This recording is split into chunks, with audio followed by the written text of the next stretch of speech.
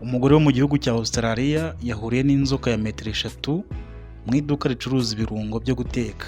Uyu muguzi ubwo yariho areba mu birungo, areba ibyo atoranya ngo ajye kubiteka, nibwo yahuye iyi nzoka ya metero 3.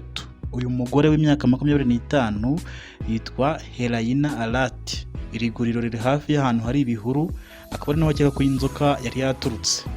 Uyu mugore ubwo yahuraga n'ino nzoka nta bwoba yagize, ahubwo yamenyesheje abari muri iryo duka ko harimo iyo nzoka, yinyabya mu rugo iwe ajya kuzana umufuka kugira ngo afate iyo nzoka ayisubize mu ishyamba, cyane ko ari umugore usanzwe umenyera ibyo gufata inzoka.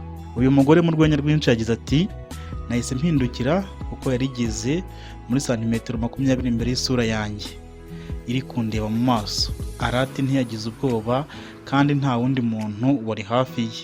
Yahise amenya ko ari ubwoko bw'uruziramire rutagira ubumara. Mu rwenya rwinshi yakomeje agira ati, yandebaga mu maso isa n'inyinginga ngo wansohoye hano koko.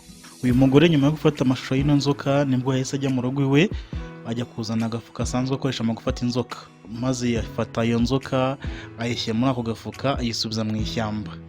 Uyu mugore kuko asanzwe amenyereye gufata inzoka, hari abamwita umukobwa w'inzoka, bamugereranya n'umuntu wagaragaye muri filime yitwa Harry Potter.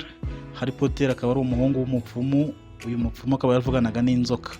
Alati avuga ko badashobora kuvugana n'inzoka nka Harry, ariko kenshi bakunda kumegereranya n'uwo muntu wo muri iyo filime. Atumenya ari uko babona ko ndi umuntu ukunda kwita no kurengera inyamaswa.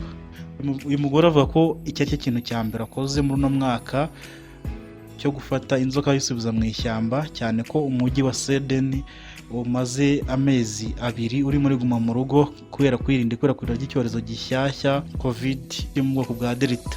Kujya kugura ibiribwa ni imwe mu mpamvu nkeya zemerera umuntu kuva mu rugo muri no minsi muri uriya mujyi wa Sydney mu gihugu cya Australia.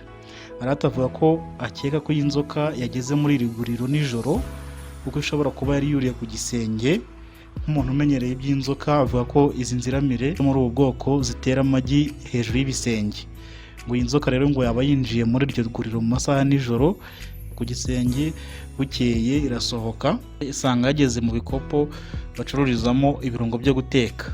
Atekereza ko hari n'abantu benshi bashobora kuba bari bayinyuzeho ntibayibone, ariko we kuba ari wayibonye bikaba ari amahirwe kuko n'ubusanzwe atazitinya. Ibyo uyu mukobwa yakoze rero ni isomo ku bantu babona inzoka bagahita bayica, kuko inzoka nazo ni ibinyabuzima bikeneye kubaho, kandi ziramutse zishize ku isi hari ingaruka byagira ku bantu kuko n'ubundi zifite akamaro, cyane ko zikorwamo amasakoshi n'imikandara.